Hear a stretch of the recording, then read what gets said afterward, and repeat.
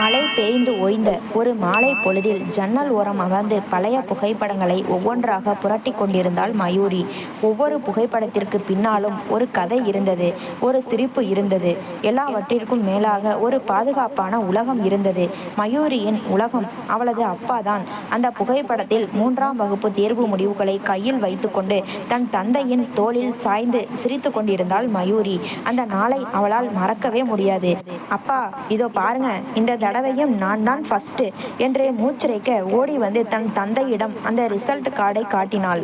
அவளது தந்தை அவளை தூக்கி வாரி அணைத்து கொண்டார். என் செல்ல கண்ணு, எனக்கு தெரியும் நீ தான் ஜெயிப்பேன்னு, இதே மாதிரி நீ மேல மேல படிக்கணும் என்றார் நெகிழ்ச்சியோடு. பக்கத்தில் நின்று இதையெல்லாம் ரசித்து கொண்டிருந்த அவளது அம்மா மயூரியை தன் அணைப்பிற்குள் இழுத்து கொண்டார். பெரிய ஆபீசரா படிக்கணும் என் பொண்ணு. அப்படி படிச்சு முடிச்சதும் உன்ன மாதிரியே நல்லா படிச்ச ஒரு பெரிய ஆபீசருக்கே உன்னை கல்யாணம் பண்ணி வைப்போம் என்றார் சிரித்து கொண்டே. அந்த சிறு வயதில் கல்யாணம் என்ற வார்த்தையை கேட்டதும் மயூரிக்கு அளக்க முடியாமல் சிரிப்பு வந்தது. அவளுக்கு தெரிந்த கல்யாணம் எல்லாம் அவள் விளையாடும் அந்த பொம்மை ஜோடிகளுக்கு தான். தன் துப்பட்டாவை கிழித்து பொம்மைக்கு கட்டியும் பூக்களை பறித்து அவற்றுக்கு மாலை சூட்டியும் விளையாடிய அந்த நாட்கள் எவ்வளவு அழகானவை. திருமணம் என்றாலே அழகான பட்டுப்புடவை, அலங்காரங்கள், சுவையான சாப்பாடு என்றுதான் அவளுக்கு தோன்றியது. அதனால் அம்மா திருமணத்தை பற்றி பேசும் போதெல்லாம் மயூரி இன்னும் உற்சாகமாகி விடுவாள். கல்யாணம் பண்ணிக்கிட்டா நானும் அந்த பொம்மை மாதிரி அழகாய் இருப்பேனாமா என்று அவள் கேட்கும் மழலைத்தனமான கேள்விகளுக்கு அந்த வீடு முழுவதும் சிரிப்பலைகள் நிறையும். மயூரி தன் பெற்றோருக்கு ஒரே மகள். திருமணமான 10 ஆண்டுகளுக்கு பிறகு பல வேண்டுதல்களுக்கு பின் பிறந்த செல்ல குழந்தை. அதனால் அவள் கேட்பதற்கு முன்பே அவளது அப்பா எல்லாவற்றையும் செய்து தருவார். அம்மா, எனக்கு இந்த சாக்லேட் வேணும் என்று அவள் வாயை திறந்தாலே போதும், அப்பா அடுத்த நிமிடம் அதை அவளுக்கு முன்னால் வைத்திருப்பார். தன் தாயின் சாயலில் அப்படியே வளர்ந்திருந்த மயூரி அந்த வீட்டின் தேவதையாகவே வாழ்ந்தாள்.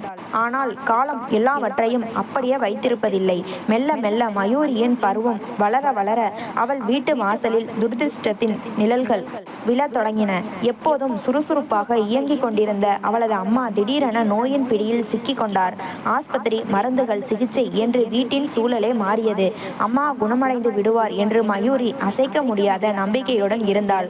ஆனால் ஒரு நாள் விடியற்காலையில் அந்த செய்தி வந்தது. அம்மா இனி திரும்ப வரமாட்டார். மயூரியின் 16 வயது. உலகில் அதுவரை அவள் பார்த்திராத மிக பெரிய இருட்டு அது. அம்மாவின் மரணத்திற்கு பிறகு அந்த பெரிய வீடு அவளுக்கு ஒரு சுடுகாடாக தெரிந்தது. உறவினர்கள் வந்தார்கள் போனார்கள். அப்பாவின் 4 தம்பிகளும் 3 சகோதரிகளும் மயூரியின் மீது அன்பு பொழிவது போல காட்டிக்கொண்டார்கள். சிலர் சமைத்து கொடுத்தார்கள், சிலர் வீட்டு வேலைகளை செய்தார்கள். மயூரியின் அம்மா அவளுக்கு அதுவரை வீட்டு வேலைகளை கற்றுக் கொடுத்ததே இல்லை. பெண் பிள்ளைகள் புகுந்த வீட்டுக்கு போனால் எப்படியும் இதையெல்லாம் செய்யத்தான் போகிறார்கள். இப்போதே அவர்களை சுமையால் அழுத்தி ஏன் அவர்கள் குழந்தை பருவத்தை கெடுக்க வேண்டும் என்பதுதான் அம்மாவின் கொள்கையாக இருந்தது. ஆனால் இப்போது அம்மாவின் இல்லாத குறையை மயூரி ஒவ்வொரு நொடியும் உணர்ந்தாள். அவள் மெல்ல மெல்ல சமையலறையில் நுழைந்து பழகத் தொடங்கினாள். வேலையை விட அம்மாவின் நினைவுதான் அவளை அதிகம் அழுத்தியது. மயூரியின் இந்த வாட்டத்தை பார்த்து அவளது அப்பா தவறாக புரிந்து கொண்டார். தாயில்லாத இந்த வீட்டிற்கு ஒரு தாய் இருந்தால் என் மகள் மீண்டும் சிரிப்பாள் என்று அவர் நம்பினார். ஆனால் அந்த முடிவு மயூரியின் வாழ்க்கையில் ஒரு பெரும் புயலை கொண்டு வரப்போகிறது என்பதை அவர் அப்போது அறிந்திருக்கவில்லை. அந்த வீட்டின் ஒவ்வொரு சுவரும் அம்மாவின் நினைவுகளை சுமந்து நின்றன. சமையலறையில் அவர் பயன்படுத்திய அஞ்சரை பெட்டி, அவர் அமர்ந்து பூ தொடுக்கும் திண்ணை, அவர் ஆசையாக வளர்த்த துளசி மாடம் என எதை பார்த்தாலும் மயூரியின் கண்கள் குளமானது. அம்மாவின் மரணத்திற்கு பிந்தைய காரியங்கள் முடிந்ததும் உறவினர்கள் ஒவ்வொருவராக தங்கள் சொந்த ஊருக்கு கிளம்பினார்கள். பார்த்துக்கோப்பா, மயூரி சின்ன பொண்ணு, அவளை கவனமா பார்த்துக்கோ என்று அப்பாவிற்கு ஆறுதல் சொல்லிவிட்டு அவர்கள் விடை பெற்றனர். அந்த பெரிய வீட்டில் மயூரியும் அவளது அப்பாவும் மட்டும் மீதம் இருந்தனர். அப்பாவின் நிலை மயூரியை காட்டிலும் மோசமாக இருந்தது. 30 ஆண்டுகால இல்லற வாழ்வில் அம்மாவின் துணையின்றி அவர் ஒரு அடி கூட எடுத்து வைத்ததில்லை. எப்போதும் சுறுசுறுப்பாக அலுவலகம் சென்று வந்தவர் இப்போது நாற்காலியில் அமர்ந்து வெறுமையையே பார்த்து கொண்டிருந்தார். மயூரி தன் அழுகையை துடைத்து கொண்டாள்.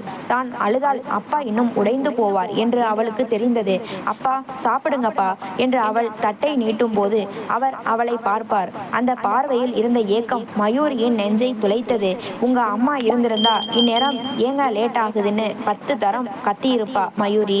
இப்போ வீடு எவ்வளவு அமைதியா இருக்கு பார்த்தியா என்று அவர் விம்முவார். மயூரி மெல்ல மெல்ல வீட்டு பொறுப்புகளை தன் கையில் எடுத்தாள். அதுவரை அவளுக்கு தெரியாத சமையல், பாத்திரங்கள் கழுவுதல், வீட்டை துடைத்தல் என ஒவ்வொன்றும் அவளுக்கு பெரும் சவாலாக இருந்தன. ஒரு முறை பருப்பு வேக வைக்க தெரியாமல் குக்கரை திறந்து கை சுட்டு கொண்டபோது அம்மா என்று அலறினாள். ஆனால் ஓடி வந்து அணைத்து கொள்ள அங்கு அம்மா இல்லை. அந்த நிமிடம் மயூரி உணர்ந்தாள், இனி அவளுக்கு அவளேதான் துணை. ஒரு நாள் மயூரியின் அத்தை வசந்தா வீட்டிற்கு வந்திருந்தார். என்னன்னே, இப்படியே இருந்தா எப்படி? மயூரிக்கு இன்னும் கல்யாணம் ஆகல, அவ படிப்பு இருக்கு, நீ இப்படி சோர்ந்து போனா அந்த பிள்ளை யாரை நம்பி இருக்கும் என்று அப்பாவை தட்டி எழுப்ப முயன்றார். எனக்கு எதுவுமே பிடிபடல வசந்தா. மயூரியை பார்க்கும்போது அவ அம்மா ஞாபகம் தான் வருது. அவளை கவனிச்சுக்க ஒரு ஆள் வேணும்னு தோணுது என்றார் அப்பா பலவீனமான குரலில். அத்தையின் பார்வையில் ஒரு விதமான யோசனை மின்னியது. உண்மைதான் அண்ணே, எனக்கும் அதுதான் தோணுது. மயூரிக்கும் ஒரு தாயோட அரவணைப்பு வேணும். அதுக்காக நீ ஒரு முடிவு எடுக்கணும் என்றார். மயூரி அப்போதுதான் தோட்டத்திலிருந்து வீட்டிற்குள் நுழைந்தாள். அத்தை சொன்ன அந்த முடிவு எதை பற்றியது என்று அவளுக்கு புரியவில்லை. ஆனால் அப்பாவின் முகத்தில் ஒரு சிறிய நிம்மதி தெரிந்தது. தனிமை என்பது கொடியது. அது ஒரு மனிதனை எத்தகைய முடிவெடுக்கவும் தூண்டும் என்பதற்கு மயூரியின் அப்பா ஒரு சாட்சியாக மாறிக்கொண்டிருந்தார். தன் மகளின் எதிர்காலத்திற்காக அவர் எடுக்க போகும் முடிவு அவளது வாழ்க்கையே தலைகீழாக மாற்றப் போகிறது என்பதை மயூரி கனவிலும் நினைக்கவில்லை. அன்று இரவு அம்மா பயன்படுத்திய பட்டுப்புடவையை தன் மார்போடு அணைத்து கொண்டு மயூரி படுத்திருந்தாள். அம்மா, உன்னை ரொம்ப மிஸ் பண்றேம்மா. அப்பா ஏன் முன்ன மாதிரி என்கிட்ட பேசுறது இல்ல? அவர் ஏன் வேற ஏதோ யோசனையிலேயே இருக்கார் என்று அந்த புடவையிடம் கேட்டுக்கொண்டே உறங்கி போனாள். மயூரியின் மழலை காலத்தின் கடைசி இரவு அதுதான். மறுநாள் விடியல் அவளுக்கு ஒரு புதிய முகத்தை அறிமுகப்படுத்த காத்திருந்தது. அத்தை வசந்தா சொன்ன அந்த முடிவு ஒரு வாரத்திலேயே வடிவம் பெற்றது. அப்பாவின் தனிமையையும் மயூரியின் எதிர்காலத்தையும் காரணம் காட்டி திலகா என்ற பெண்ணை அந்த வீட்டிற்கு பெண் பார்க்க அழைத்து வந்தார்கள். திலகா ஏற்கனவே திருமணமாகி கணவரை பிரிந்தவர். மயூரியின் அம்மாவின் வயதே அவருக்கும் இருந்தது. மயூரி, திலகா ரொம்ப நல்ல குணம் படைத்தவங்க. உன்னை அவங்க ஒரு மகளா பார்த்துப்பாங்க. எனக்கும் ஒரு துணை கிடைச்ச மாதிரி இருக்கும் என்று அப்பா சொன்னபோது மயூரிக்கு என்ன சொல்வதென்று தெரியவில்லை. அம்மாவின் இடத்தை இன்னொருவரால் நிரப்ப முடியாது என்று தெரிந்தும் அப்பாவின் முகத்தில் தெரிந்த அந்த சிறிய நிம்மதிக்காக அவள் மௌனமாக சம்மதித்தாள். திருமணம் மிக சாதாரணமாக நடந்தது. திலகா அந்த வீட்டிற்குள் முதல் அடி எடுத்து வைத்த போது மயூரி அவருக்கு பாத பூசை செய்து வரவேற்றாள். ஆரம்ப நாட்களில் திலகா ஒரு தேவதையைப் போல தெரிந்தாள். மயூரி கண்ணே, நீ எதுக்கும் கவலைப்படாதே. நான் உனக்கு அம்மாவா இல்லாட்டியும் ஒரு நல்ல தோழியா இருப்பேன் என்று உருகினார். மயூரிக்கும் அப்பாவுக்கும் பிடித்தமான உணவுகளை சமைத்து போட்டார். பாத்தியா மயூரி, திலகா வந்ததுக்கு அப்புறம் இந்த வீடே எவ்வளவு லட்சணமா இருக்கு என்று அப்பா அடிக்கடி பாராட்டுவார். தன் தந்தை மீண்டும் சிரிப்பதை பார்த்து மயூரி மகிழ்ந்தாள். மாற்றாந்தாய் என்றாலே கொடுமைக்காரர்களாகத்தான் இருப்பார்கள் என்று நினைத்தோம். ஆனால் திலகா அம்மா எவ்வளவு நல்லவர் என்று அவள் மனதிற்குள் நினைத்து கொண்டாள். ஆனால் அந்த பாசம் ஒரு முகமூடி என்பது தெரிய வர அதிக நாட்கள் ஆகவில்லை. மெல்ல மெல்ல திலகாவின் நடவடிக்கைகள் மாறத் தொடங்கின. முதலில் சமையலறையில் மயூரி நுழைவதை தடுத்தார். நீ ஏன் கஷ்டப்படுற, நான் பார்த்துக்கிறேன் என்று சொன்னவர் சில நாட்களில் மயூரி, இந்த பாத்திரங்களை மட்டும் கொஞ்சம் தேய்த்து வைப்பா என்று வேலையை ஆரம்பித்தார். அடுத்த சில வாரங்களில் வீட்டை துடைப்பது, துணி துவைப்பது என எல்லா வேலைகளும் மயூரியின் தலைக்கு வந்தது. அப்பா வீட்டில் இருக்கும்போது மட்டும் திலகா மிக அன்பாக மயூரியிடம் பேசுவார். அப்பா அலுவலகம் சென்றதும் அவரது குரலில் ஒரு விதமான அதிகாரம் பிறக்கும். ஒரு நாள் மயூரி தன் தோழியின் வீட்டிற்கு செல்ல அனுமதி கேட்டபோது திலகா அவளை ஏளனமாக பார்த்தார். படிச்சது போதும் மயூரி, வீட்டில் எவ்வளவோ வேலை கிடக்கு, அதையெல்லாம் விட்டுட்டு ஊர் சுத்த போய்யா? உன் அப்பா கிட்ட நான் என்ன பதில் சொல்வேன் என்றார் கண்கள் சிவக்க. மயூரி அதிர்ந்து போனாள். அம்மா, நான் சும்மா அரை மணி நேரம்தான் போயிட்டு வருவேன் என்று கெஞ்சினாள். அதெல்லாம் முடியாது, போய் அந்த பழைய துணிகளை துவைக்கிற வழியை பாரு என்று கத்திவிட்டு தன் அறைக்குள் சென்று கதவை சாத்தி கொண்டார். அன்று மாலை அப்பா வீட்டிற்கு வந்தபோது திலகா அழுது கொண்டே அவரிடம் ஒரு புகாரை வாசித்தார். உங்க பொண்ணுகிட்ட ஏதோ தப்பா பேசிட்டேன்னு நினைக்கிறேன். கேட்டதுக்கு என்னை முறைச்சி பார்க்கறா. எனக்கு இந்த வீட்டில் மரியாதை இல்லையோன்னு பயமா இருக்கு என்று ஒப்பாரி வைத்தார். அப்பா மயூரியை அழைத்தார். மயூரி உண்மையை சொல்ல வாய் திறந்தாள். ஆனால் அப்பா அவளை பேசவே விடவில்லை. மயூரி, திலகா உனக்காகத்தான் இந்த வீட்டுக்கு வந்திருக்காங்க. அவங்க சொல்றதை கேட்டு நட, அவங்களை அள வைக்காதே என்று கத்தினார். தன் தந்தை முதல் முறையாக தன்னை திட்டியதை மயூரியால் தாங்கிக் கொள்ள முடியவில்லை. திலகா பின்னால் இருந்து மயூரியை பார்த்து ஒரு விகாரமான புன்னகையை சிதறவிட்டாள். அந்த புன்னகையில் ஒரு வெற்றி இருந்தது. அப்பா இப்போது திலகாவின் வார்த்தைகளை மட்டுமே நம்பும் நிலைக்கு மாறிவிட்டார். திலகா மெல்ல மெல்ல அப்பாவை தன் வசப்படுத்தி கொண்டார். வீட்டின் சாவியும் அப்பாவின் நம்பிக்கையும் இப்போது திலகாவின் கையில். மயூரி மயூரி தன் அறையில் அமர்ந்து அம்மாவின் புகைப்படத்தை பார்த்து அழுதாள். அம்மா, நீங்க இல்லாத இந்த வீடு இப்போ எனக்கு அந்நியமா தெரியுதுமா என்று விம்மினாள். அந்த வீட்டில் மயூரி ஒரு மகளாக இல்லாமல் ஒரு வேலையாள் போல நடத்தப்படும் காலம் தொடங்கிவிட்டது. திலகாவின் உண்மையான முகம் இப்போதுதான் வெளிப்பட ஆரம்பித்திருந்தது. மயூரிக்கு அப்போது 10ஆம் வகுப்பு பொதுத் தேர்வு நெருங்கி கொண்டிருந்தது. அவளுக்கு படிப்பின் மீது பெரும் ஆர்வம் இருந்தது. ஆனால் திலகா அந்த வீட்டில் கால் பதித்த பிறகு மயூரியின் புத்தகங்கள் திறக்கப்படும் நேரத்தை விட அவள் கையில் துடைப்பமும் பாத்திரங்களும் இருக்கும் நேரம் அதிகரித்தது. ஒரு நாள் இரவு மயூரி மின் விளக்கின் ஒளியில் தீவிரமாக படித்து கொண்டிருந்தாள். திடீரென அறைக்குள் நுழைந்த திலகா சுவிட்சை போட்டு விளக்கினை அணைத்தார். என்னம்மா இது, நாளைக்கு எனக்கு மாடல் எக்ஸாம் இருக்கு என்றாள் மயூரி அதிர்ச்சியுடன். 10ஆம் வகுப்பு படிச்சா போதும் மயூரி, இனிமே படிச்சு நீ என்ன கலெக்டராவா ஆக போற? காலையில 5 மணிக்கு எழுந்து வாசல்ல கோலம் போட்டு சமையல் வேலைக்கு உதவி செய்யணும். இப்படியே ராத்திரி முழுக்க லைட் எரிஞ்சா கரண்ட் பில் யார் கட்டுவா என்று ஏளனமாக பேசினார் திலகா.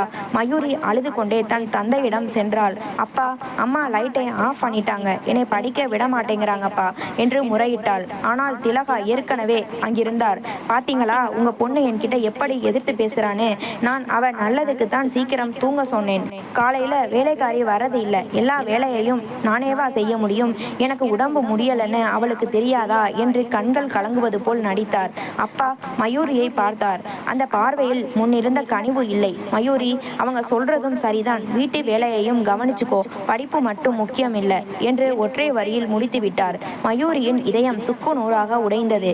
அன்று முதல் அவளது பள்ளி படிப்பு ஒரு கேள்விக்குறியானது. இறுதியில் 10ஆம் வகுப்போடு அவளது பள்ளி வாழ்க்கை முற்று பெற்றது. மேல் படிப்பு படிக்க வேண்டும் என்ற அவளது ஆசை திலகாவின் அதிகாரத்தால் நசுக்கப்பட்டது. நாட்கள் நகர நகர மயூரி அந்த வீட்டின் ஒரு அதிகாரப்பூர்வமற்ற வேலைக்காரியாகவே மாறிப்போனாள். அதிகாலை 4 மணிக்கு தொடங்கும் அவளது பணி நாளிரவு வரை நீண்டது. துணி துவைப்பது, தரையை மெழுகுவது, திலகாவுக்கும் அப்பாவுக்கும் பிடித்தமான உணவுகளை சமைப்பது என உடல் சோர்ந்து போகும் வரை உழைத்தாள். திலகா அவளிடம் பேசும் ஒவ்வொரு வார்த்தையிலும் ஒரு விஷம் கலந்திருக்கும். இந்த பாத்திரத்துல இன்னும் அழுக்கு இருக்கு பாரு, ஒழுங்கா தேய்க்க தெரியாதா? உங்க அம்மா உன்னை செல்லம் கொடுத்து கெடுத்து வச்சிருக்கா என்று அவளது மறைந்த தாயை பற்றி இழிவாக பேசுவார். மயூரி எதற்கும் பதில் பேச மாட்டாள். அவள் பேசத் தொடங்கினால் அது திலகாவுக்கு ஒரு வாய்ப்பாகிவிடும். அவர் அதை திரித்து அப்பாவிடம் சொல்வார். அப்பா மயூரியை திட்டுவார். இதனால் மயூரி ஒரு மௌன போராட்டத்தை கையாண்டாள். அவள் தன் வலிகளை கண்ணீராக கூட வெளியே காட்டாமல் மனதிற்குள்ளேயே புதைத்து கொண்டாள். அப்பாவின் அன்பு இப்போது மயூரியை விட்டு வெகு தூரம் சென்று விட்டது. திலகாவின் கை வண்ணத்தால் அப்பாவுக்கு மயூரி ஒரு பிடிவாதக்காரியாகவும் பேச்சு கேட்காதவளாகவும் தெரிந்து போனாள். அவர் அலுவலகம் முடிந்து வந்ததும் திலகாவுடன் சிரித்து பேசுவார். ஆனால் மயூரி எதிரே வந்தால் அவர் முகம் இறுகிவிடும். ஒரு நாள் மாலை மயூரி முற்றத்தில் துணிகளை மடித்து கொண்டிருந்த போது வீட்டின் காம்பவுண்ட் சுவருக்கு அந்த பக்கம் ஒரு பந்து வந்து விழுந்தது. அதை எடுக்க ஒரு இளைஞன் வந்தான். அவன் பெயர் கதிர். மயூரி நிமிர்ந்து பார்த்தாள். கதிரின் கண்களில் ஒரு மென்மை இருந்தது. அவன் மயூரியின் வாடிய முகத்தையும் கைகளில் இருந்த தழும்புகளையும் ஒரு நிமிடம் உற்று பார்த்தான். ஏதோ கேட்க வந்தவன் உள்ளிருந்து திலகாவின் அதிகார குரல் கேட்டதும் மௌனமாக பந்தை எடுத்துக்கொண்டு நகர்ந்தான். அந்த ஒரு நொடி சந்திப்பு மயூரியின் இருண்ட வாழ்க்கையில் ஒரு சின்ன மெழுகுவர்த்தி வெளிச்சம் போல தெரிந்தது. ஆனால் அந்த வெளிச்சமும் திலகாவால் அணைக்கப்பட போகிறது என்பது அவளுக்கு தெரியாது. மயூரி சிறகுகள் வெட்டப்பட்ட பறவையாக அந்த வீட்டிற்குள் முடங்கி கிடந்தாள். மயூரியின் வாழ்க்கை சமையலறை புகையிலும் மாற்றாந்தாயின் வசவு சொற்களிலும் கரைந்து கொண்டிருந்த போது அந்த வீட்டின் ஜன்னலுக்கு வெளியே ஒரு உலகம் இருப்பதை அவளுக்கு நினைவுபடுத்தினான் கதிர். கதிர் அவர்களின் எதிர் வீட்டிற்கு குடி வந்தவன் மட்டுமல்ல, மயூரியின் பழைய காலத்து தோழன். சிறு வயதில் ஒரே பள்ளியில் ஒரே வகுப்பில் படித்தவர்கள். பிறகு கதிர் மேல் படிப்பிற்காக வெளியூர் சென்றிருந்தான். இப்போது படிப்பை முடித்துவிட்டு ஒரு அரசு வேலையில் சேர்ந்து மீண்டும் தன் பழைய வீட்டிற்கு திரும்பியிருந்தான். ஒரு நாள் காலை மயூரி வாசலில் கோலமிட்டு கொண்டிருந்த போது எதிரே பால் பாக்கெட் வாங்க வந்த கதிர் அவளை அடையாளம் கண்டு நின்றான். மயூரி, நீதானே இது? அதே மயூரி என்று வியப்புடன் கேட்டான். மயூரி நிமிர்ந்து பார்த்தாள். அவளுக்கு அடையாளம் தெரிந்தது. ஆனால் பழைய மழலை சிரிப்பு இப்போது அவளிடம் இல்லை. ஆமாம் கதிர், எப்படி இருக்க என்று சுருக்கமாக கேட்டுவிட்டு தலையை குனிந்து கொண்டாள். நான் நல்லா இருக்கேன், ஆனா நீ? ஏன் இவ்வளவு ஒல்லியாகிட்ட? உன் கண்ணுல இருந்த அந்த பிரகாசம் எங்கே போச்சு என்று கதிர் கவலையோடு கேட்டான். மயூரி பதில் சொல்லும் முன்பே உள்ளிருந்து திலகாவின் குரல் இடி முழக்கமாய் வந்தது. மயூரி, யாரு கூட அங்கே பேச்சு? உள்ளே எவ்வளவோ வேலை கிடக்கு. மயூரி பதறி போய் உள்ளே ஓடினாள். ஆனால் கதிர் அங்கேயே நின்றிருந்தான். அவன் கண்களில் மயூரியின் மீதான பரிதாபத்தை விட ஒரு விதமான நேசம் தெரிந்தது. அன்றிலிருந்து கதிர் அடிக்கடி மயூரியை பார்க்க முயற்சி செய்தான். ஜன்னல் வழியாக பார்ப்பது, மாடியில் துணி காயப்படும் போது ஒரு புன்னகையை சிதற விடுவது என அவளது இருண்ட வாழ்வில் ஒரு சிறு ஒளியாக மாறினான். மயூரிக்கும் கதிரை பார்க்கும்போது ஒரு நிம்மதி கிடைத்தது. அவன் அவளிடம் அதிகம் பேசவில்லை என்றாலும் அவன் பார்க்கும் அந்த பார்வையில் நான் உனக்காக இருக்கிறேன் என்ற நம்பிக்கை இருந்தது. சில மாதங்கள் ஓடின. கதிர் தன் வீட்டாரிடம் மயூரியை பற்றி பேசினான். அம்மா, மயூரி ரொம்ப நல்ல பொண்ணு. அந்த வீட்டில் அவ ரொம்ப கஷ்டப்படுறா. அவளை நான் கல்யாணம் பண்ணிக்க ஆசைப்படுறேன் என்றான் உறுதியாக. கதிரின் குடும்பமும் மயூரியின் குடும்பமும் பழைய அறிமுகம் என்பதால் அவர்கள் சம்மதித்தனர். ஒரு சுபயோக தினத்தில் கதிரின் தந்தை மயூரியின் வீட்டிற்கு வந்து முறைப்படி பெண் கேட்டார். மயூரியின் அப்பாவுக்கு இது மிகப்பெரிய ஆச்சரியமாக இருந்தது. கதிர் நல்ல பையன், கவர்மெண்ட் வேலையில இருக்கான். மயூரிக்கு இதைவிட நல்ல இடம் அமையாது என்று அவர் மனதார மகிழ்ந்தார். ஆனால் திலகாவின் முகம் கருத்தது. மயூரி ஒரு நல்ல இடத்திற்கு சென்று மகிழ்ச்சியாக வாழ்வதை அவரால் தாங்கிக் கொள்ள முடியவில்லை. அவள் இந்த வீட்டிலேயே அமைதியாக கிடக்க வேண்டும் என்பதுதான் அவரது எண்ணம். என்னங்க இவ்வளவு அவசரப்படுறீங்க? எதிர் வீட்டு பையன் தானாகவே வந்து பொண்ணு கேட்கிறான்னா அதுல ஏதோ விஷயம் இருக்குன்னு உங்களுக்கு தோணலையா என்று அப்பாவின் காதில் நஞ்சை கலக்க தொடங்கினார் திலகா. மயூரி தன் அறையில் அமர்ந்து இதையெல்லாம் கேட்டுக்கொண்டிருந்தாள்.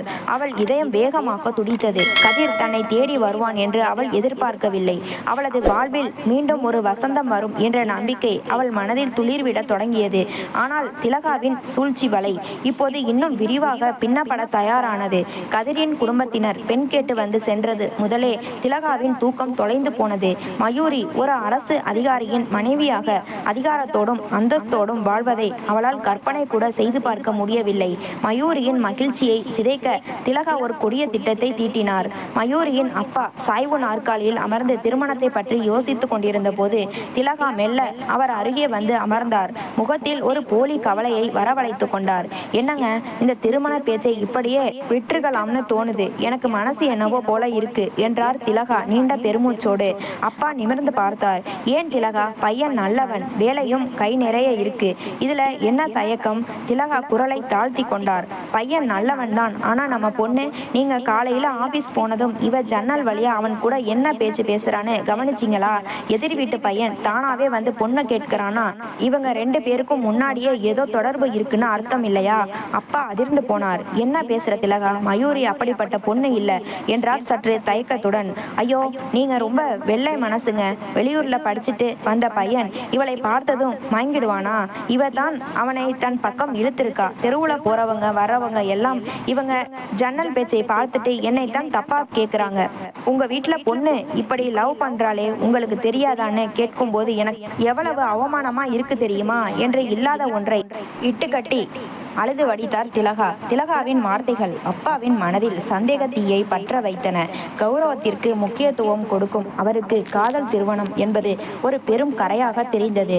அடுத்த சில நாட்களில் திலகா தன் நாடகத்தை இன்னும் தீவிரப்படுத்தினார். மயூரி மாடியில் துணி காய போட சென்றால் உடனே அப்பாவிடம் சென்று, பார்த்தீங்களா, அவன் வெளியே நிற்கிறான், இவ மேல போய் அவனுக்கு சிக்னல் கொடுக்கிறா என்று இல்லாததை சொல்வார். மயூரி தற்செயலாக ஜன்னல் பக்கம் நின்றால் கூட அது ஒரு கள்ள தொடர்பிற்கான அறிகுறியாக சித்தரிக்கப்பட்டது. ஒரு நாள் இரவு அப்பா மயூரியை அறைக்கு அழைத்தார். அவர் கண்கள் கோபத்தில் சிவந்திருந்தன. மயூரி, உனக்கும் அந்த எதிர் வீட்டு பையனுக்கும் என்ன சம்பந்தம்? உண்மையை சொல்லு என்று கர்ஜித்தார். மயூரி மிரண்டு போனாள். அப்பா, அவன் என் சின்ன வயசு ஃப்ரெண்டு, மற்றபடி வேற எதுவும் என்று இழுத்தாள். பொய் சொல்லாதே, நீ அவனை லவ் பண்றேன்னு உன் அம்மா சொன்னாங்க. நீங்க ரெண்டு பேரும் ரகசியமா சந்திச்சுக்கிறீங்களாமே. ஒரு கௌரவமான குடும்பத்துல பிறந்துட்டு இப்படி தெருவுல போற பையனோட லவ் பண்றதுக்கு உனக்கு வெட்கமா இல்ல என்று அப்பா கத்தினார். மயூரி திலகாவை பார்த்தாள். அவர் ஓர கண்ணால் மயூரியை பார்த்து ஏளனமாக சிரித்து கொண்டிருந்தார். அப்பா, திலகா அம்மா சொல்றது போய். நான் யாரையும் லவ் பண்ணல. அவன் முறைப்படி உங்ககிட்ட வந்துதானே பொண்ணு கேட்டான். இதுல என்ன தப்பு என்று மயூரி அழுது கொண்டே கேட்டாள். எதிர்த்து பேசுறியா என்று கையை ஓங்கினார் அப்பா. லவ் மேரேஜ் மேரேஜ் பண்ணி இந்த வீட்டோட மானத்தை வாங்க துணியிற உன்னை நான் சும்மா விடமாட்டேன். இனிமே அந்த பையன் பேச்சை இந்த வீட்டில் எடுத்தா நானே விஷம் குடிச்சு செத்து போயிருவேன். அப்பாவின் அந்த வார்த்தைகள் மயூரியின் நாவை கட்டி போட்டன. திலகா வெற்றி களிப்பில் இருந்தார். மயூரிக்கும் கதிருக்கும் இடையிலான அந்த புனிதமான உறவை ஒரு அழுக்கான காதலாக மாற்றி அப்பாவின் மனதையே நஞ்சாக்கி விட்டார். மயூரியின் அறை இப்போது அவளுக்கு ஒரு சிறைசாலையாக மாறியது. ஜன்னல்கள் அடைக்கப்பட்டன. அவளது மௌன போராட்டம் இப்போது இன்னும் வலி நிறைந்ததாக மாறியிருந்தது. நிச்சயதார்த்தத்திற்கான ஏற்பாடுகள் ஒரு புறம் நடந்தாலும் திலகாவின் உள்ளத்தில் வஞ்சகம் கனன்று கொண்டிருந்தது. மயூரியின் கழுத்தில் கதிர் தாலி கட்டுவதை எப்படியாவது தடுத்தே தீர வேண்டும் என அவர் ஒரு கொடிய நாடகத்தை அரங்கேற்றினார். அன்று ஒரு அமாவாசை இரவு. மயூரியின் அப்பா ஒரு முக்கிய வேலை காரணமாக வெளியே சென்றிருந்தார். வீடே நிசப்தத்தில் மூழ்கி இருந்தது. நள்ளிரவு 1 மணி அளவில் திலகா ரகசியமாக கதிருக்கு தொலைபேசி அழைப்பு விடுத்தார். அவரது குரலில் மரண பயம் தெரிந்தது. கதிர், சீக்கிரம் வா தம்பி. மயூரிக்கு திடீர்னு விபத்து. படிக்கட்டுல இருந்து உருண்டு விழுந்துட்டா. தலை முழுக்க ரத்தம். நான் மட்டும்தான் வீட்டுல இருக்கேன். எனக்கு என்ன பண்றதுன்னு தெரியல. சீக்கிரம் வா என்று கதறி அழுதுவிட்டு அழைப்பை துண்டித்தார். மயூரி மீது உயிர் வைத்திருந்த கதிர் மறு யோசனை ஏதுமின்றி இருட்டில் ஓடி வந்தான். திலகா முன்பே கதவை திறந்து வைத்திருந்தார். மேலே மயூரி, ரூமுக்கு ஓடு என்று வழி காட்டினார். கதிர் பதறி அடித்துக்கொண்டு மயூரியின் அறைக்குள் நுழைந்தான். அங்கே மயூரி ஆழ்ந்த உறக்கத்தில் இருந்தாள். கதவின் சத்தம் கேட்டு அவள் திடுக்கிட்டு எழுந்தாள். தன் அறைக்குள் நள்ளிரவில் கதிர் நிற்பதை கண்டு அதிர்ச்சியில் உறைந்தாள். கதிர், நீங்க எதுக்கு இந்த நேரத்துல இங்க என்று அவள் கேட்பதற்குள் பின்னாலேயே திலகா கத்திக்கொண்டு உள்ளே வந்தார். ஐயோ, அநியாயத்தை பாருங்க. பெத்த அப்பா இல்லாத நேரத்துல இப்படி ஒரு காரியமா என்று திலகா வீதி அதிர கத்தினார். அதே சமயம் திலகா ஏற்கனவே போன் செய்து வரவழைத்திருந்த அப்பாவும் வீட்டிற்குள் நுழைந்தார். அப்பா அறைக்குள் நுழையும் போது கண்ட காட்சி அவரை நிலைகுலைய வைத்தது. நள்ளிரவில் கதிர் தன் மகளின் அறைக்குள் இருப்பதை அவரால் தாங்கிக் கொள்ள முடியவில்லை. இப்பவாவது புரியுதா உங்களுக்கு? இது விபத்து இல்ல. இவங்க 2 பேரோட லீலை. அப்பா இல்லாத நேரத்துல இவங்களே பிளான் பண்ணி வரவழைச்சிருக்காங்க. என் கண்ணு முன்னாடியே அவன் கூட என்று திலகா அசிங்கமான வார்த்தைகளை அள்ளி வீசினார். அப்பா, நான் சொல்றதை கேளுங்க. திலகா அம்மா தான் போன் பண்ணி வர சொன்னாங்க என்று கதிர் எவ்வளவோ விளக்க முயன்றான். ஆனால் திலகா தன் போனில் இருந்த அந்த அழைப்பு பட்டியலை ஏற்கனவே அளித்திருந்தார். அப்பா ஆத்திரத்தில் கதிரின் சட்டையை பிடித்து இழுத்து வந்து தெருவில் வைத்து ஓங்கி அறைந்தார். நீ ஒரு ஆபீசரா இருந்துட்டு இப்படி ஒரு கேவலமான வேலையை செஞ்சிருக்க. என் மகளையும் கெடுத்து என் மானத்தையும் வாங்கிட்டியே என்று கத்தி அவனை வெளியே தள்ளினார். மயூரி கதறி அழுதாள். அப்பா, அவர் மேல தப்பு இல்லப்பா. நான் தூங்கிட்டு இருந்தேன்பா என்று அவள் காலில் விழுந்தாள். மூடு வாயை. இனி நீ என் மகளே இல்லை என்று அவளை அறைக்குள் தள்ளி பூட்டினார் அப்பா. மறு நிமிடமே கதிரின் வீட்டிற்கு தகவல் சொல்லி, இந்த திருமணம் நடக்காது. உன் மகன் என் வீட்டு வாசல்ல இனி தலை காட்டக்கூடாது என்று சொல்லி திருமணத்தை நிறுத்தினார். திலகா பின்னால் நின்று வெற்றி களிப்பில் சிரித்து கொண்டிருந்தார். ஒரே ஒரு பொய், ஒரு நள்ளிரவு நாடகம் மயூரியின் கௌரவத்தையும் கதிரின் அன்பையும் சுக்கு நூறாக உடைத்து விட்டது. மயூரியின் வாழ்க்கை இப்போது ஒரு தீராத களங்கத்திற்குள் தள்ளப்பட்டது. கதிரும் மயூரியும் கையும் களவுமாக பிடிபட்டதாக திலகா ஊர் முழுக்க பரப்பிய விஷம் காட்டுத்தீயாக பரவியது. அந்த சம்பவத்திற்கு பிறகு 5 ஆண்டுகள் ஓடிவிட்டன. மயூரிக்கு இப்போது 23 வயது.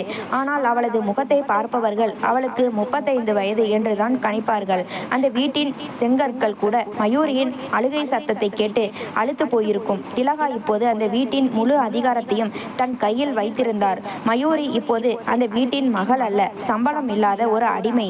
அதிகாலை 4 மணிக்கு தொடங்கும் அவளது அன்றாட பணி நள்ளிரவு வரை ஓயாது. திலகா அவளை ஒரு இயந்திரமாகவே பார்த்தார். மயூரி, மாட்டு கொட்டகையை சுத்தம் செஞ்சியா? துணியெல்லாம் துவைச்சாச்சா? அடுக்கலையில பாத்திரம் அப்படியே கிடக்கு பாரு என்று திலகாவின் அதிகார குரல் ஓயாமல் ஒலிக்கும். மயூரியின் கை விரல்கள் சோப்பு தண்ணீரிலும் கடினமான வேலைகளிலும் ஊறி போய் தழும்புகளாக மாறின. அவளது நெற்றியில் இருந்த அந்த பொலிவும் கன்னங்களில் இருந்த அந்த துடிப்பும் காணாமல் போயின. கண்களுக்கு கீழே கருவளையங்கள் படர்ந்தன. தலைமுடி வறண்டு ஆடைகள் அழுக்காகி ஒரு காலத்தில் தேவதையாய் வலம் வந்த மயூரி இப்போது அடையாளம் தெரியாத அளவிற்கு சிதைந்து போயிருந்தாள். இதற்கிடையில் மயூரியின் அப்பா முழுவதுமாக திலகாவின் கட்டுப்பாட்டிற்குள் வந்துவிட்டார். மயூரி, அவர் கண்ணில் பட்டாலே என் மானத்தை வாங்கியவள் என்ற வெறுப்புதான் அவர் முகத்தில் வந்து போகும். மகளின் மீது வைத்திருந்த அத்தனை பாசமும் சந்தேகத்தியால் கருகி போயிருந்தது.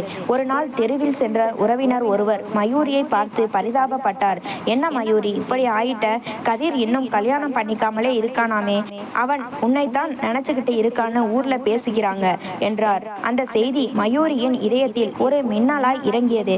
5 வருடங்களாகியும் கதிர் இன்னும் எனக்காக காத்திருக்கிறாரா என்று அவளது கண்கள் கலங்கின. கதிர் இன்னும் அதே ஊரில் அதே எதிர் வீட்டில்தான் வசிக்கிறான். ஆனால் மயூரி ஒரு முறை கூட ஜன்னல் வழியாக கூட அவனை பார்க்க திலகா அனுமதிக்கவில்லை. கதிர் திருமணம் செய்யாமல் இருப்பது திலகாவிற்கு இன்னும் எரிச்சலை தந்தது. பார்த்தீங்களா, அந்த பையன் இன்னும் கல்யாணம் பண்ணாம ஊர் முழுக்க நான் மயூரிக்காகத்தான் காத்துட்டு இருக்கேன்னு சொல்லி உங்க மானத்தை வாங்குறான். இவளை இந்த வீட்டில் வச்சிருக்கிறது தான் தப்பு என்று அப்பாவை தூண்டிவிட்டார். திலகாவின் நோக்கம் மயூரியின் மீது கருணை காட்டுவது அல்ல. அவளை எப்படியாவது இந்த வீட்டை விட்டு துரத்திவிட்டு வீட்டின் முழு சொத்துக்களையும் தன் வசப்படுத்த வேண்டும் என்பதுதான். அன்று இரவு திலகா தன் கணவரிடம் புதிய திட்டத்தை போட்டார். மயூரிக்கு வயசாகிடுச்சு, இனிமே அவளை யாரு கல்யாணம் பண்ணிப்பா? ஆனா என் தூரத்து உறவினர் ஒருத்தர் இருக்காரு, பேரு கேசவன். வயசானவர் தான், ஆனா அவருக்கு இது 2வது கல்யாணம். அவருக்கு மயூரியை கொடுத்துட்டா நம்ம பொறுப்பு முடிஞ்சிடும் என்றார். அப்பா யோசித்தார். கேசவனுக்கு 40 வயதிற்கு மேல் இருக்கும் என்பது அவருக்கு தெரியும். ஒரு இளம் பெண்ணை இவ்வளவு வயதானவருக்கு கொடுப்பது சரியா என அவர் மனம் ஒரு நிமிடம் தயங்கியது. ஆனால் திலகா விடவில்லை. இப்போ இவ இருக்கிற லட்சணத்துக்கு வேற யாரு வருவாங்க? கேசவன் சம்மதிக்கிறதே பெரிய விஷயம் என்று முற்றுப்புள்ளி வைத்தார். மயூரி கதவோரம் நின்று இதை கேட்டுக்கொண்டிருந்தாள். கதிர் தனக்காக காத்திருக்கிறான் என்ற ஒரு மெல்லிய சந்தோஷம் வந்த சில நிமிடங்களிலேயே அவளது வாழ்க்கை வேறொரு முதியவருடன் பிணைக்கப்பட போவதை அவளால் தாங்கிக் கொள்ள முடியவில்லை. இருப்பினும் அந்த வீட்டின் சித்திரவதைகளை விட எங்காவது ஒரு இடத்திற்கு செல்வது மேல் என்று அவளது உள்ளம் தவித்தது. அவளது சிறகுகள் ஏற்கனவே உடைக்கப்பட்டு விட்டன. இப்போது கூண்டே மாறப்போகிறது, அவ்வளவுதான். திலகாவின் வஞ்சக எண்ணம் இப்போது முழு வடிவம் பெற்றது. மயூரி இந்த வீட்டில் இருந்தால் தன் அதிகாரத்திற்கு என்றாவது ஒரு நாள் இடையூறு ஏற்படும் என்று அவர் அஞ்சினார். அதோடு மயூரியின் மீது ஊர் வைத்திருந்த பரிதாபமும் கதிர் திருமணம் செய்யாமல் இருப்பதும் திலகாவுக்கு ஒரு விதமான குற்ற உணர்வை விட ஆத்திரத்தையே அதிகப்படுத்தியது. என்னங்க, நான் சொன்ன அந்த கேசவன் வரன் பத்தி என்ன முடிவு எடுத்தீங்க? அவர் ரொம்ப நல்லவர். முதல் மனைவி மறைஞ்சதுல இருந்து ரொம்ப மன வருத்தத்துல இருக்கார். அவருக்கு ஒரு நல்ல துணையும் வேணும். நம்ம மயூரிக்கும் ஒரு விமோசனம் கிடைச்ச மாதிரி இருக்கும் என்று திலகா அப்பாவின் மனதை கலைக்க தொடங்கினார். அப்பா ஒரு பெருமூச்சு விட்டார். திலகா, கேசவனுக்கு வயசு 40 தாண்டிடுச்சுன்னு சொல்றாங்க. மயூரி இன்னும் 23 வயசு பொண்ணு தானே, வயசு வித்தியாசம் ரொம்ப அதிகமா இருக்கே என்று மெல்லிய குரலில் தயங்கினார். திலகா உடனே தன் குரலை மாற்றிக்கொண்டார். வயசை பார்த்தா எப்படிங்க? உங்க பொண்ணு மேல இருக்கிற அந்த பழைய களங்கத்தை மறந்துட்டு யார் இப்ப கல்யாணம் பண்ணிப்பாங்க? கேசவன் நம்ம குடும்ப அந்தஸ்து தெரிஞ்சவர், அதனாலதான் சம்மதிக்கிறார். இப்படியே போனா இவ உங்க ஆயுசு வரைக்கும் கன்னி பொண்ணா இந்த வீட்டிலேயே முடங்கி கிடக்க வேண்டியதுதான். அப்புறம் ஊர் சிரிக்கும் என்று அப்பாவின் கௌரவத்தை சீண்டினார். அப்பாவின் மௌனம் சம்மதமாக மாறியது. அவருக்கு தன் மகளின் மீது இருந்த பழைய பாசம் திலகாவின் தொடர்ச்சியான நஞ்சூட்டிய பேச்சுகளால் முற்றிலுமாக மறைந்து போயிருந்தது. மறுநாளே கேசவன் மயூரியை பார்க்க வந்தார். தலையில் நரை தட்டியிருந்தது. கண்கள் சோர்வாக இருந்தன. அவர் மயூரியை பார்த்த விதம் ஒரு பெண்ணை பார்ப்பது போல இல்லை, ஒரு வீட்டிற்கு தேவையான ஒரு பொருளை பார்ப்பது போல இருந்தது. மயூரியை திலகா கட்டாயப்படுத்தி அலங்காரம் செய்ய சொன்னார். ஆனால் கிழிந்து போன ஆடைகளும் வாடிய முகமும் அவளது அழகை மறைத்திருந்தன. மயூரி ஒரு மூலையில் தலையை குனிந்து அமர்ந்திருந்தாள். மயூரி, இவர்தான் கேசவன், உன்னை தாராள மனசோட ஏத்துக்க போறார். அவருக்கு மறுப்பு ஏதும் சொல்லாம கல்யாணத்துக்கு சம்மதி என்றார் அப்பா அதிகாரத்தோடு. மயூரி தன் தந்தையின் கண்களை நிமிர்ந்து பார்த்தாள். அந்த பார்வையில் 1000 கேள்விகள் இருந்தன. அப்பா, என் இளமையை இப்படி பழி கொடுக்கிறீர்களே, எனக்கு விருப்பமானவனை நீங்களே தடுத்துவிட்டு இப்போது யாருக்கோ தாரை வார்க்கிறீர்களே என்று அவளது மௌனம் கதறியது. ஆனால் உதடுகள் அசையவில்லை.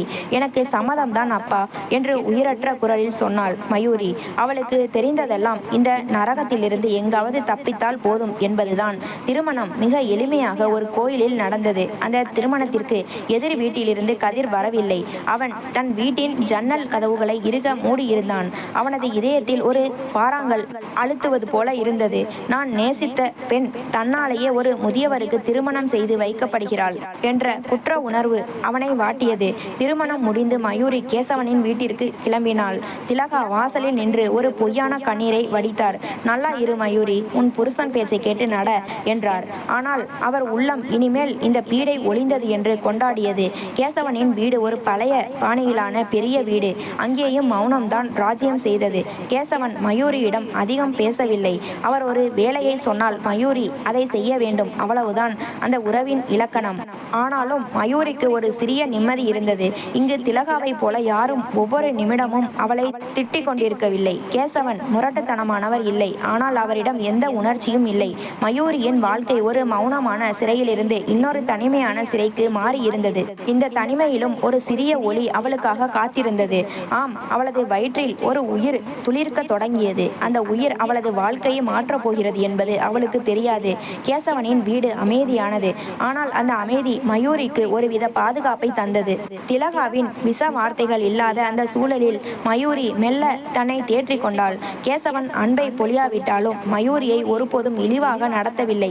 சாப்பிட்டியா என்று அவர் கேட்கும் அந்த ஒரு வார்த்தையே மயூரிக்கு ஒரு பெரிய ஆறுதலாக இருந்தது. திருமணமான ஓராண்டில் மயூரியின் வாழ்வில் அந்த அதிசய நிகழ்வு நடந்தது. அவள் ஒரு ஆண் குழந்தையை பெற்றெடுத்தாள். அந்த குழந்தைக்கு நிதின் என்று பெயரிட்டாள். நிதினை முதலில் கையில் ஏந்திய அந்த நொடி மயூரி தன் வாழ்நாள் வழிகள் அனைத்தையும் மறந்தாள். உனக்காக நான் வாழ்வேன் கண்ணே, உனக்கு என் நிலைமை வர விடமாட்டேன் என்று அவன் நெற்றியில் முத்தமிட்டு சபதம் ஏற்றாள்.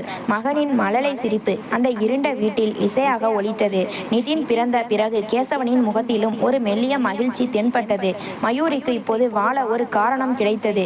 அதே சமயம் மயூரியின் தந்தை வீட்டில் ஒரு புதிய மாற்றம் நிகழ்ந்தது. திலகாவிற்கு குழந்தை பாக்கியம் இல்லாததால் அவர் தன் அதிகாரத்தை தக்க வைத்துக் கொள்ள ஒரு 7 வயது சிறுவனை தத்தெடுத்தார். இவன்தான் இந்த வீட்டு வாரிசு, என் மகன் என்று ஊர் முழுக்க பறைசாற்றினார் திலகா. மகளை கைவிட்டுவிட்டு திலகா கொண்டு வந்த அந்த சிறுவன் மீது பாசத்தை கொட்டினார். தன் இரத்தமான மயூரியை விட திலகாவின் விருப்பமே அவருக்கு பெரிதாக தெரிந்தது. சில மாதங்கள் ஓடின. மயூரி தன் மகனுடன் ஒரு சிறிய உலகத்தை உருவாக்கி கொண்டாள். நிதினுக்கு பால் புகட்டுவது, அவனுடன் விளையாடுவது என அவள் காலம் இனிமையாக கழிந்தது. ஆனால் விதி அவளை நீண்ட நாள் நிம்மதியாக இருக்க விடவில்லை. ஒரு நாள் மாலை கேசவன் வேலை முடிந்து வீடு திரும்பும் வழியில் ஒரு விபத்தில் சிக்கினார். அந்த செய்தி மயூரியின் காதுகளுக்கு வந்தபோது அவள் நிலை குலைந்து போனார். மருத்துவமனைக்கு செல்வதற்கு முன்பே கேசவனின் உயிர் பிரிந்துவிட்டது. 10 மாத குழந்தையுடன் மயூரி மீண்டும் அனாதையானாள். அவளது தலையில் இருந்த குங்குமம் அழிந்தது. கழுத்தில் இருந்த மங்கள நான் கலற்றப்பட்டது. உறவினர்கள் யாரும் அவளுக்கு உதவ முன்வரவில்லை.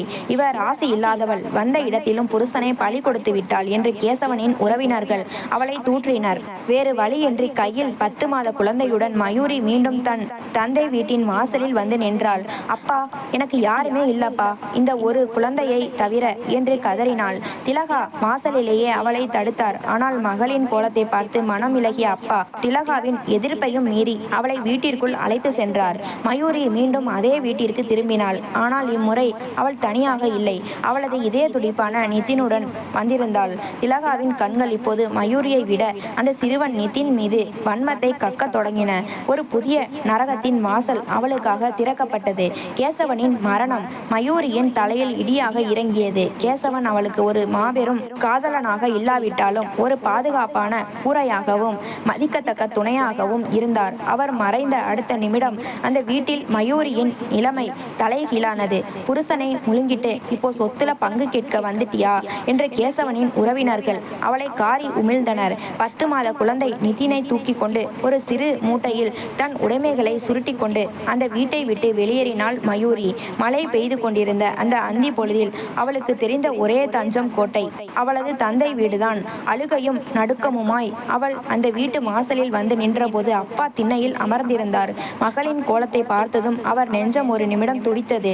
மயூரி, என்னம்மா இது என்று அவர் பதறி எழுவதற்குள் திலகா புயலென அங்கே வந்து நின்றார்.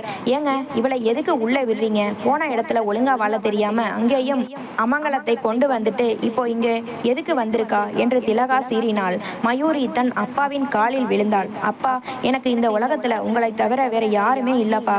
என்னை பத்தி கவலைப்படாதீங்க. ஆனா என் குழந்தையை நினைச்சு பாருங்கப்பா, அவனுக்கு ஒரு தங்குமிடம் வேணும் என்று கதறினாள். திலகாவிடம் இருந்து ஒரு பயங்கரமான மௌனம் நிலவியது.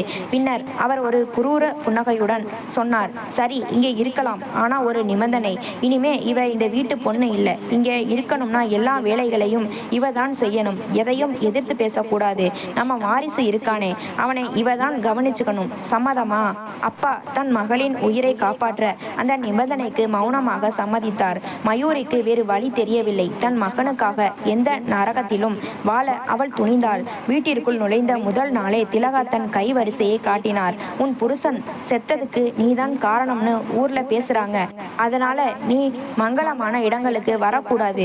சமையலறை பக்கம் இரு, அங்கேதான் உனக்கு வேலை என்று என்று அவளை தனிமைப்படுத்தினார். அப்பா இப்போது மயூரியை தன் மகளாக பார்ப்பதையே நிறுத்திவிட்டார். திலகாவிடம் அவர் பேசும் பேச்சுக்களை மயூரி தற்செயலாக கேட்டாள். மயூரி, வந்தது நல்லதுதான் திலகா. இனிமே உனக்கு வீட்டு வேலைக்கு சிரமம் இருக்காது. வேலைக்காரிக்கு கொடுக்கிற காசும் மிச்சம். அவ எல்லாத்தையும் பார்த்துப்பா. நீ நம்ம பையனை கவனிச்சுக்கோ என்றார் அப்பா மிக சாதாரணமாக. பெத்த தந்தையின் வாயிலிருந்து வந்த அந்த வார்த்தைகள் மயூரியின் இதயத்தை இரத்தமடைய செய்தன. தான் ஒரு சுமையாகவும் ஒரு இலவச வேலைக்காரியாகவும் மட்டுமே இந்த வீட்டிற்குள் அனுமதிக்கப்பட்டிருப்பதை அவள் உணர்ந்தாள். 10 மாத குழந்தை நிதின் பசியால் அழுதபோது கூட அவனால் மயூரியின் அருகிலேயே இருக்க முடியவில்லை.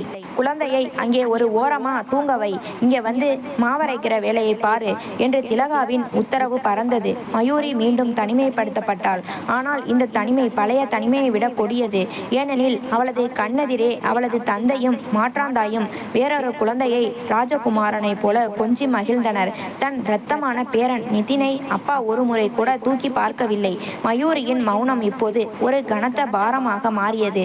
அவளது உலகம் இப்போது சமையலறையின் 4 சுவர்களுக்கும் அவளது மகனின் சிறு தொட்டிலுக்கும் இடையே சுருங்கி போனது.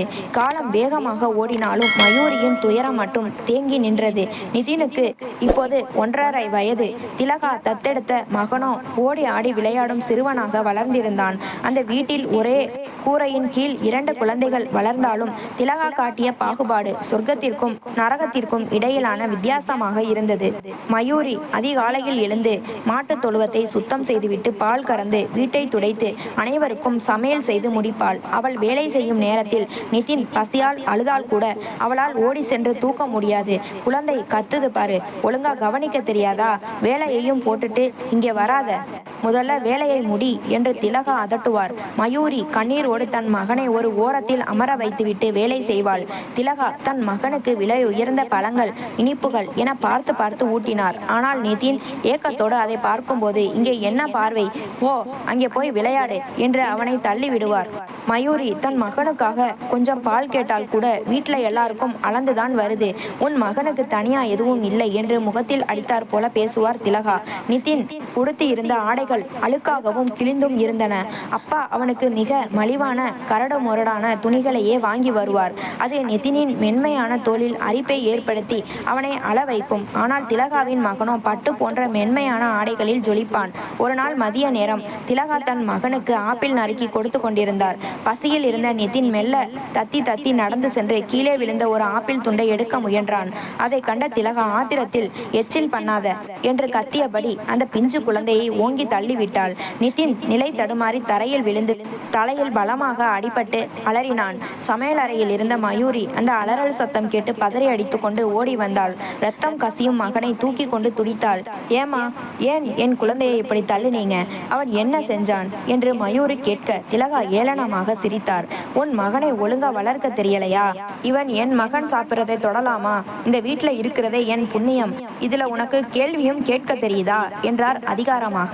எப்போதும் மௌனமாக இருக்கும் மயூரியின் உள்ளத்தில் அன்று அக்னி எரிமலை வெடித்தது. தன் மகனின் இரத்தத்தை பார்த்த பிறகு அவளால் அமைதியாக இருக்க முடியவில்லை. நிறுத்துங்க என்று ஓங்கி சத்தம் போட்டாள் மயூரி. வீடே ஒரு நிமிடம் நிசப்தமானது. அப்பா அறையிலிருந்து வெளியே ஓடி வந்தார். என்ன நடக்குது இங்க? மயூரி, என்ன தைரியம் இருந்தா உன் அம்மா கிட்ட இப்படி சத்தம் போடுவ என்றார் அப்பா கோபமாக. அம்மா இல்லப்பா, இவங்க ஒரு அரக்கன். என் வாழ்க்கையை அழிச்சது பத்தாதுன்னு இப்போ என் குழந்தையையும் கொல்ல பாக்குறாங்க. அவன் சின்ன குழந்தைப்பா, பசியில ஒரு துண்டை எடுக்க போனதுக்கு இப்படியா தள்ளி விடுவாங்க? நீங்க இதையெல்லாம் கவனிச்சுட்டு தான் இருக்கீங்களா? இல்ல இவங்க போடுற பிச்சையில தான் நம்ம வாழ்க்கை நடக்குதுன்னு நினைச்சுக்கிட்டு இருக்கீங்களா என்று மயூரி ஆவேசமாக கேட்டாள். மயூரி என்று அப்பா கை ஓங்கினார். அடிங்கப்பா அடிங்க, இதுக்கு முன்னாடி எத்தனையோ முறை அடிச்சிருக்கீங்க, எல்லாத்தையும் தாங்கினேன். ஆனா என் மகனை தொட்டா நான் சும்மா இருக்க மாட்டேன். மேல ஒருத்தன் இருக்கான், அவன் இதையெல்லாம் பார்த்துட்டு தான் இருக்கான். நீங்க செஞ்ச அநீதிக்கு ஒரு நாள் பதில் சொல்லியே தீருவீங்க என்று மயூரி ஆவேசமாக பேசிவிட்டு அழுதபடி தன் மகனை தூக்கி கொண்டு அறைக்குள் சென்றாள். அன்று இரவு வீடே போராட்ட களமானது. திலகா தன் கணவரிடம் கடைசி எச்சரிக்கை விடுத்தார். இங்க பாருங்க, ஒண்ணு இந்த வீட்டுல உங்க பொண்ணு இருக்கணும், இல்ல நான் இருக்கணும். இப்போவே இவளுக்கு இவ்வளவு திமிர் இருந்தா நாளைக்கு என் மகனை என்ன பண்ணுவா? இவளை இப்போவே வெளியேத்துங்க என்று ஒப்பாரி வைத்தார். அப்பாவின் மௌனம் இந்த முறை ஒரு கொடிய முடிவை நோக்கி சென்றது. மயூரி தன் மகனை அணைத்து கொண்டு இருட்டில் அமர்ந்திருந்தாள். விடியும் போது அவள் வாழ்க்கை மீண்டும் ஒரு முறை வீதியில் நிற்கப் போகிறது என்பது அவளுக்கு தெரிந்திருக்கவில்லை. வெளியே வானம் இருண்டு மழையின் இரைச்சல் கேட்டுக்கொண்டிருந்தது. ஆனால் வீட்டிற்குள் திலகாவின் வார்த்தைகள் மலையை விட கொடூரமாக விழுந்தன. இப்பவே இவளை துரத்துங்க. என் மகனுக்கு பாதுகாப்பு இல்லாத இந்த வீட்டில் நான் ஒரு நிமிஷம் கூட இருக்க மாட்டேன் என்று திலகா அடம்பிடிக்க மயூரியின் அப்பா கராரான முடிவுக்கு வந்தார். அவர் மயூரியின் அறைக்குள் நுழைந்தார். மயூரி, எழுந்து கிளம்பு. உன் திமிர் பேச்சையும் உன் மூஞ்சியையும் என்னால இனியும் பார்க்க முடியாது. உன்னால என் குடும்ப நிம்மதி கெடுறதை நான் விரும்பல. இப்பவே வெளியே போ என்று அவர் கர்ஜித்தார். அப்பா, வெளியே பயங்கரமான மழை பெய்துப்பா. குழந்தைக்கு உடம்பு சரியில்லை. விடிகிற வரைக்காவது இருக்க விடுங்கப்பா என்று மயூரி மன்றாடினாள். ஆனால் திலகாவின் சூழ்ச்சியால் கல் நெஞ்சக்காரராக மாறியிருந்த அப்பா அவளது கெஞ்சலை செவிமடுக்கவில்லை. அவளது கையை பிடித்து இழுத்து வந்து வாசலில் வைத்து தள்ளி கதவை உட்புறமாக தாளிட்டு கொண்டார். கடும் மழை, ஜில்லிடும் காற்று. மயூரி தன் 1.5 வயது மகன் நிதினை தன் கிழிந்த சேலை தலைப்பால் போர்த்தி அணைத்து கொண்டாள். அப்பா, கதவை திறங்கப்பா என்று அவள் கதவை தட்டிய சத்தம் மழையின் இரைச்சலில் கரைந்து போனது. சிறிது நேரத்தில் தன் அழுகையை நிறுத்தி கொண்டாள். தன் மகனின் உடல் குளிரில் நடுங்குவதை உணர்ந்த மயூரி எப்படியாவது ஒரு பாதுகாப்பான இடத்திற்கு செல்ல வேண்டும் என்று இருட்டில் நடக்கத் தொடங்கினாள். சாலைகள் வெறிச்சோடி இருந்தன.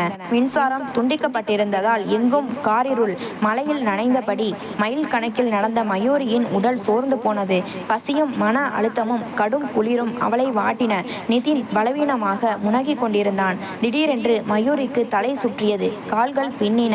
தெரு விளக்கின் மங்கலான வெளிச்சத்தில் சாலையோர கல் ஒன்றில் இடறி விழுந்தாள். விழும்போதும் தன் குழந்தைக்கு அடிபட்டு விடக்கூடாது என்று அவனை இறுக அணைத்தபடி சரிந்தாள். மெல்ல மெல்ல அவளது கண்கள் இருண்டன. அந்த நள்ளிரவு மழையில் அனாதையாக சாலையில் நினைவிழந்தாள் மயூரி. பல மணி நேரங்களுக்கு பிறகு மழை நின்றிருந்தது. சூரியனின் முதல் கதிர் அவள் முகத்தில் பட்டபோது மயூரி மெல்ல கண் விழித்தாள். தான் ஒரு வறண்டாவில் கிடப்பதை உணர்ந்தாள். யாரோ அவளை சாலையிலிருந்து தூக்கி இங்கே கிடத்தி இருக்க வேண்டும். திடீரென்று அவளுக்கு தன் மகன் நிதினின் நினைவு வந்தது. அவள் கைகள் குழந்தையை தேடின. ஆனால் அவளது கைகள் வெறுமையாக இருந்தன. நிதின், நிதின் என்று மயூரி அலறினாள். சுற்றும் முற்றும் பார்த்தாள். அங்கே யாரும் இல்லை. அவளது சேலை தலைப்பு காலியாக கிடந்தது. கடவுளே, என் குழந்தை எங்கே? யார் என் குழந்தையை திருடிட்டு போனாங்க என்று பித்து பிடித்தவள் போல சாலையில் ஓடினாள். கண்டவர்களிடம் எல்லாம், என் குழந்தையை பார்த்தீங்களா? 1.5 வயது இருக்கும், சிகப்பு சட்டை போட்டிருப்பான் என்று கேட்டு அழுது புரண்டாள். மயூரியின் உலகம் ஒரு நொடியில் இருண்டு போனது. பிறந்த வீட்டால் கைவிடப்பட்டு, புகுந்த வீட்டால் துரத்தப்பட்டு, இப்போது தன் உயிரினும் மேலான மகனையும் தொலைத்துவிட்டு ஒரு பிணத்தை போல சாலையின் நடுவே நின்றாள். அந்த சமயம் தூரத்தில் ஒரு கார் வந்து நின்றது. அதிலிருந்து இறங்கிய ஒரு நபரை கண்டதும் மயூரியின் இதயம் ஒரு நிமிடம் நின்றது. அவன் கைகளில் ஒரு குழந்தை இருந்தது. பித்து பிடித்தவள் போல அழுது கொண்டிருந்த மயூரிக்கு முன்னால் அந்த கார் நின்றது. காரில் இருந்து இறங்கியது கதிர்.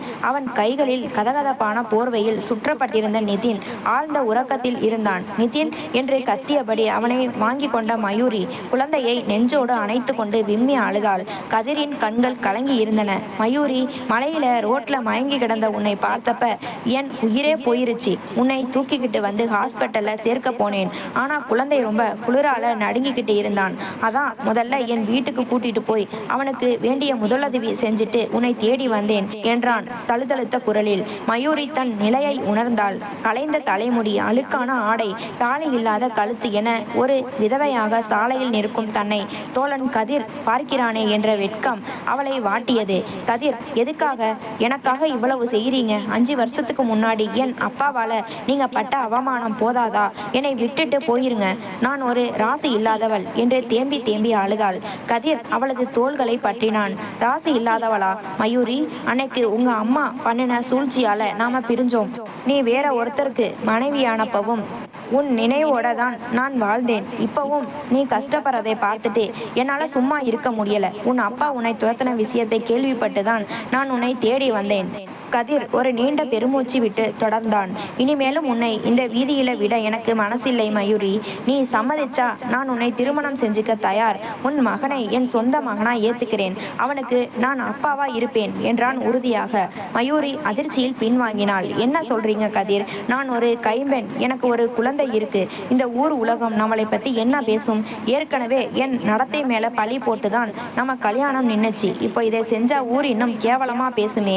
ஊரை பற்றி கவலைப்படாதே மயூரி என்று கதிர் சத்தமாக சொன்னான். அன்னைக்கு நாம பயந்ததால தான் 5 வருஷமா நரகத்தை அனுபவிச்சோம்.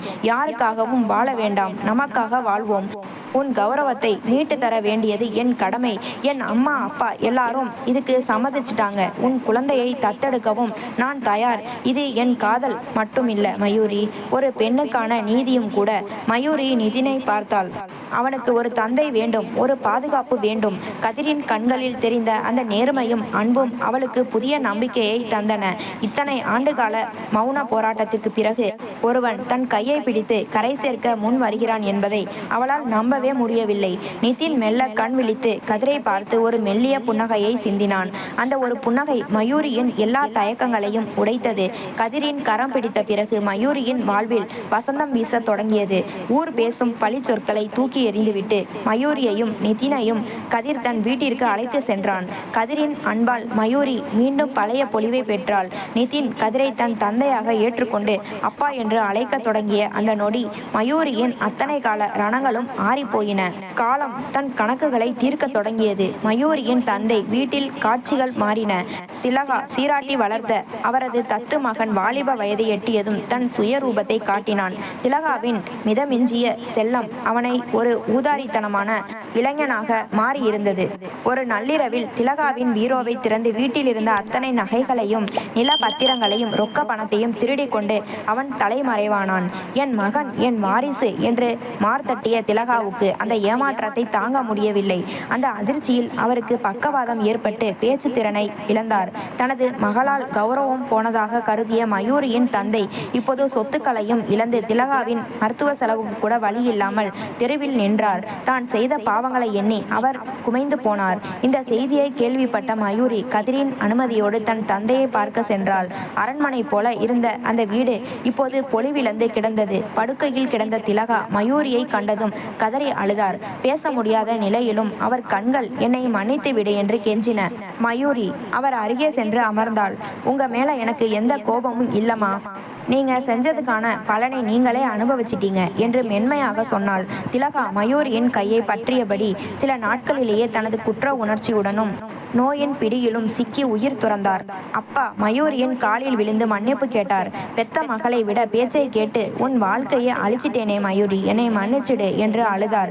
மயூரி அவரை தன் வீட்டிற்கு அழைத்து சென்று கவனித்து கொண்டாள். உண்மை, அன்பும் நேர்மையும் ஒருபோதும் தோற்பதில்லை என்பதை மயூரியின் வாழ்க்கை நிரூபித்தது.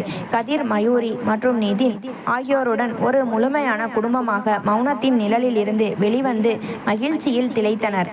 இது போன்ற கதைகளை தொடர்ச்சியாக கேட்க லைக் பண்ணுங்க, ஷேர் பண்ணுங்க, கமெண்ட் பண்ணுங்க. மறந்து விடாமல் சப்ஸ்கிரைப் பண்ணுங்க.